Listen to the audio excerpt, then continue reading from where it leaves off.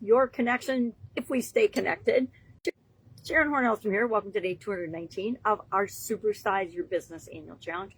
So not only are we talking about customizing and creating a practice, a spiritual practice for ourselves as leaders, founders, organizers, business owners, just all around good human beings, we are doing that for our business. I've learned 27 businesses in my lifetime and worked for many more, worked with hundreds, and have learned and seen a lot of things. And one thing that I've seen that gives a business a competitive advantage is having a connection to something outside of themselves, a spiritual connection. It becomes part of the culture.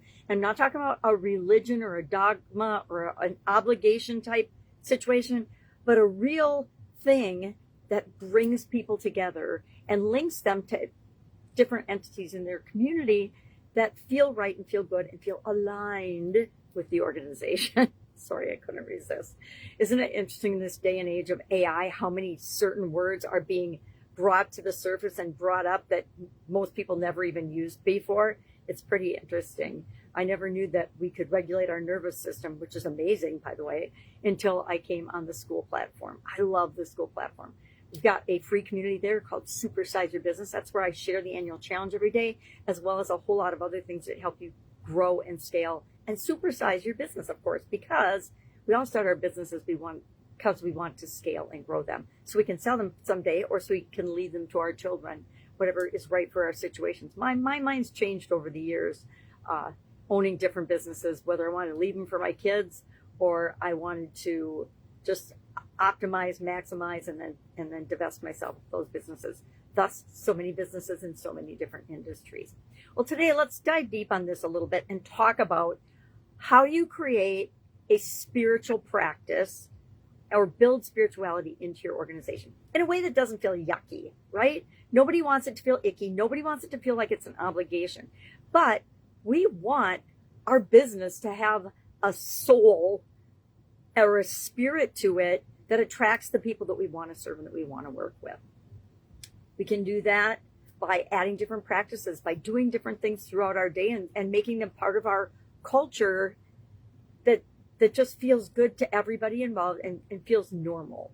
You know, lots of different companies, and I've done this in my own businesses, have different practices. We used to do outside meetings. Why? Because getting out in nature was a way for us to get into the community, but also feel good about being outside in nature, which recharges everybody's batteries. You know, even if it's rainy or snowy or freezing cold out, it still is good to get out and breathe fresh air and realize how immense the universe is. It's one of the things I love about nature. It demonstrates to us over and over and over again that things cycle through ebbs and flows, that things, you know, grow and die and then are reborn next year. All things that we can learn, so many lessons in nature.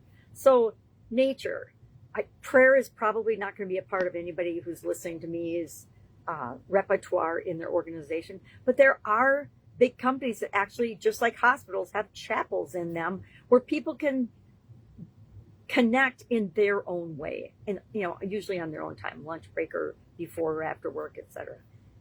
Nature, I already mentioned. Meditation. Are you a meditator? Do you meditate? Now, I spent a lot of years trying to figure out how to meditate the right way, which is really funny because at some point I realized there is no right way. There's the way that works for me, and then there's all kinds of other ways that work for other people. And all I need to worry about and care about, and I don't even need to worry about it, is what works for me, and then I do that. I'm testing out silent meditation. I learned about it in another school community. I got to tell you, it is so challenging. If you've got a very active brain, or even a kind of active brain, sitting in silence for any amount of time. I'm up to 7 minutes. I think I actually did 15 minutes once, but let's be honest, my brain was all over the place. But I am working on that gradually because it is so powerful. Some of my best ideas and insights for my business come when I'm just sitting in a very quiet place and trying to just focus on my breath, nothing else. Gratitude practice, we've talked about that several times this year. Being involved in a community, either with other like-minded organizations, etc. Journaling, writing things down, having a gratitude journal. Again, I've told you this is our secret weapon to getting everything that we want. You can study, you can read, you can do hypnosis, you can do art, music, What else? There's so many possibilities that we just have to figure out what works for us and what makes sense in our organization. I know some organizations that start every day with exercise. Now, if you're not a healthy or health conscious person and don't understand the connection to your physical body, you're probably going to not participate in that. Again, we can create things that people can choose to participate in or not if we want to do them as a community or privately, right?